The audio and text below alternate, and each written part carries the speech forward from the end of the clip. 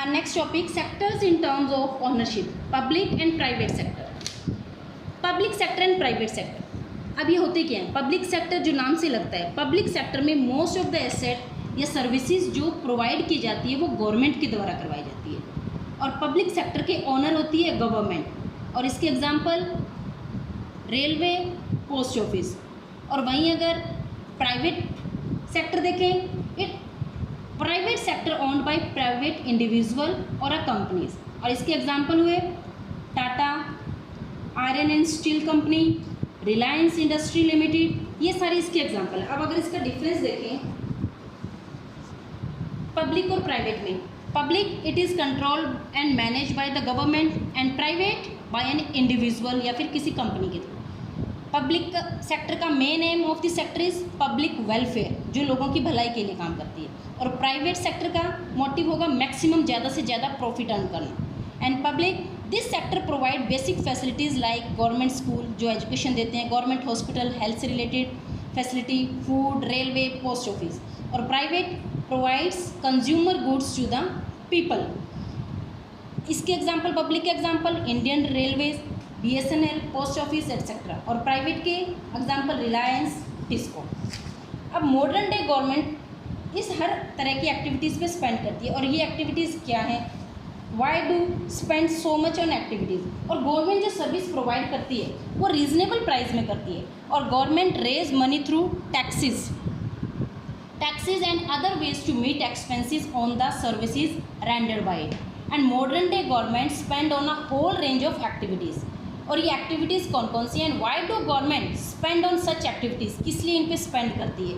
ऐसी कुछ एक्टिविटीज़ हैं जिनमें सिर्फ गवर्नमेंट ही पैसा लगाती है, गवर्नमेंट ही इन्वेस्ट करती है, ऐसा क्यों है? Which the private sector will not provide at a reasonable cost, क्योंकि जो रीजनेबल कॉस्ट पे जो सर्विस जो पब्लिक को प्रोवाइड करवानी चाहिए वो सिर्फ गवर्नमेंट ही करवा सकती है। क्योंकि जो प्राइवेट सेक्टर होगा वो सिर्फ पहले अपने मोटिव या अपने प्रॉफिट के लिए देखेगा, और जितना वो अगर वो चार्ज लगाएगा उतना वो अफोर्ड नहीं कर पाएंगे जो कॉमन जो आम लोग होंगे। कलेक्टिंग मनी, और जो प्राइवेट सेक्टर उतना पैसा भी कलेक्ट नहीं कर पाएंगे, जो इतने बड़े बड़े जो डैम्स वगैरह कंस्ट्रक्ट करवाना हो गया जिन पे high charge, even if they do provide this things they would charge a high rate for their use. Examples are construction of roads, bridges, railways, harbours, generating electricity, providing irrigation through dams etcetera.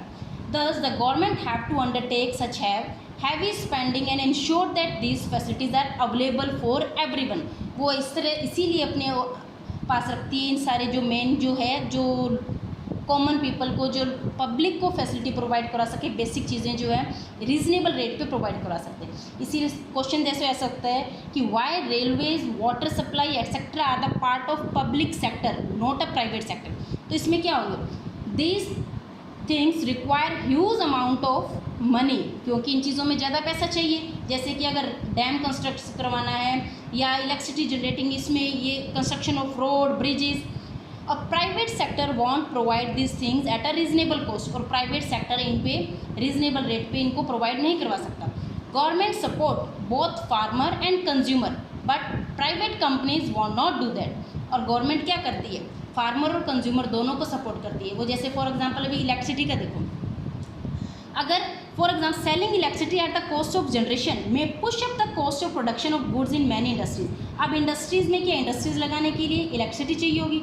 Electricity अगर उनको ज़्यादा costly पड़ेगी तो उनका production ज़्यादा costly होगा, जो लोग नहीं ले पाएंगे तो उनको ज़्यादा प्रॉफिट नहीं होगा। इसीलिए गवर्नमेंट उनको कम यानी कि सस्ती उनको इलेक्ट्रिसिटी प्रोवाइड करवाती है, specially small scale units.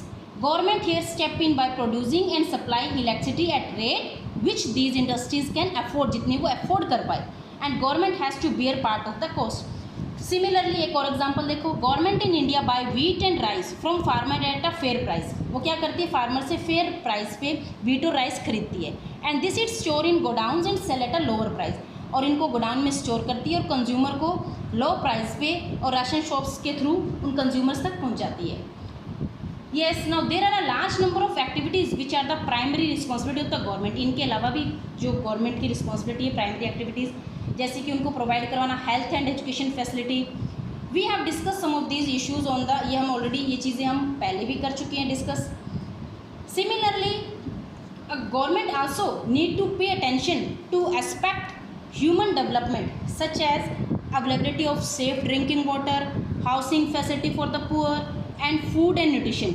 Government को इनके अलावा भी ह्यूमन डेवलपमेंट जो चीज़ें हैं उन पे भी इन्वेस्ट करना चाहिए। It is also the duty of the government to take care of the poorest and most ignored regions of the country through increase spending in such areas.